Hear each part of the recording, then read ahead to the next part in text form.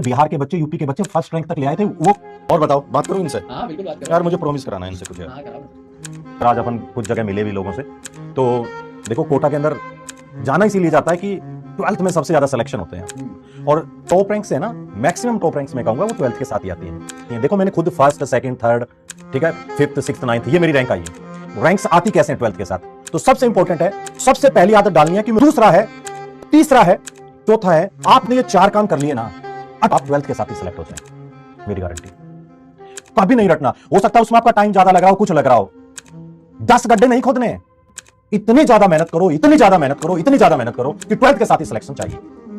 एक क्लास भी आपको नहीं छोड़नी है। कोल्ड होता है कोटा के अंदर, जैसे मैंने ऑफलाइन में पढ़ाता था, पूरी साल एक क्लास भी नहीं छोड़ी है।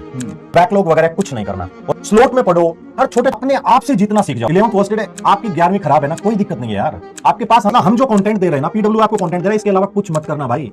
तो ऐसी रैंक थी टॉप 20 के अंदर जो कोटा में, के नोट्स कहीं से कुछ कंपेयर कर लेना, कहीं से, जितने भी इंस्टीट्यूट हैं कहीं आप कंपेयर कर लेना, आपको हम पीडब्ल्यू पे बहुत बेटर देता है।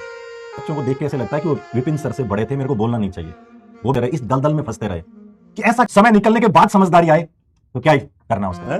पढ़ने में कैसे लग रहे हैं आज? लगा हुआ दम? अरे खूब दम भाई, आज का टॉपिक बड़ा खतरनाक था, बहुत मजा आया, बहुत मजा आया। 80% ठीक है या शुगु अरे शुगु आदमी है वो, शुगु आर्मी जिंदाबाद।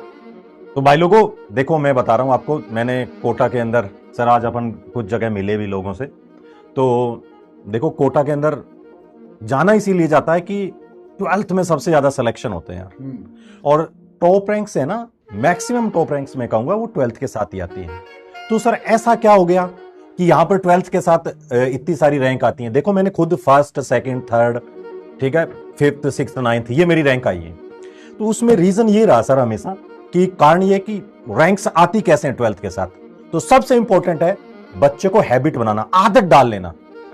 सबसे पहली आदत डालनी है कि मैं रेगुलर हर क्लास करूंगा, बहुत तमीज से क्लास करूंगा।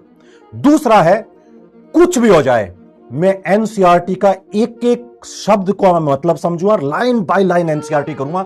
जितनी ज्यादा एनसीईआरटी करोगे सिलेक्शन के उतने ही नजदीक जाओगे। बिल्कुल। तीसरा है, आप घर पे जाके क्वेश्चन प्रैक्टिस करोगे, ठीक है ना।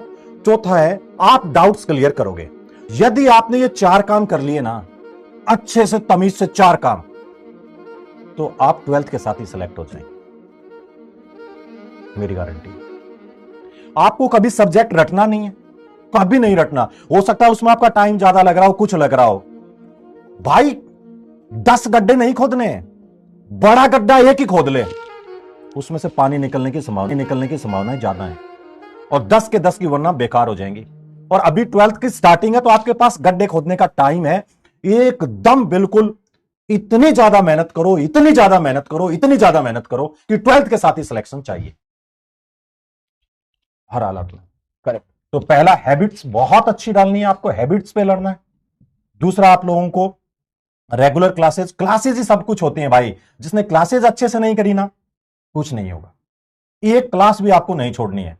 पता है ऐसा रिकॉर्ड होता है कोटा के अंदर, जैसे मैंने ऑफलाइन में पढ़ाता था, ऐसे बच्चे होते थे, सर मैंने पूरी साल एक क्लास भी नहीं छोड़ी है, रिकॉर्ड बनाते थे, सिंगल क्लास नहीं छोड़ी, और कुछ बैकलॉग वगैरह कुछ नहीं करना। और पता है आपको, खुद आप लोग है ना, रिवॉर्ड्स रखा करो कि भाई इस महीने मैंने एक भी क्लास नहीं छोड़ी है। स्लोट में पढ़ो, हर छोटे छोटे रिवॉर्ड्स रखो कि मेरे को आज 2 घंटे में सर की क्लास का पूरा होमवर्क और क्वेश्चन प्रैक्टिस कर लेना है।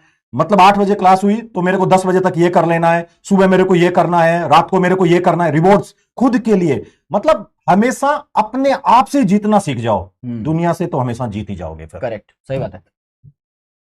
11th फर्स्ट डे आपकी 11वीं खराब है ना, कोई दिक्कत नहीं है यार, आपके पास हम लोग यहां 11th भी कराएंगे, 12th भी कराएंगे, ठीक है ना। और बहुत ज्यादा, मतलब हम जो कंटेंट दे रहे हैं ना, पीडब्ल्यू आपको कंटेंट दे रहा है, इसके अलावा कुछ मत करना भाई। आपको सही बता रहा हूं मैं आपको कि सामने बैठा हुआ बच्चे, बिहार के बच्चे, यूपी के बच्चे फर्स्ट रैंक तक ले आए थे। वो कोटा के अंदर भी भाई साहब, कुछ तो ऐसी रैंक थी टॉप 20 के अंदर जो कोटा में पहली बार आए थे 12th के बाद। हाँ, मैं ये जरूर कहूंगा जिनकी 12th के साथ आई है उन्होंने 11th में पढ़ी थी और 12th भी पढ़ी थी।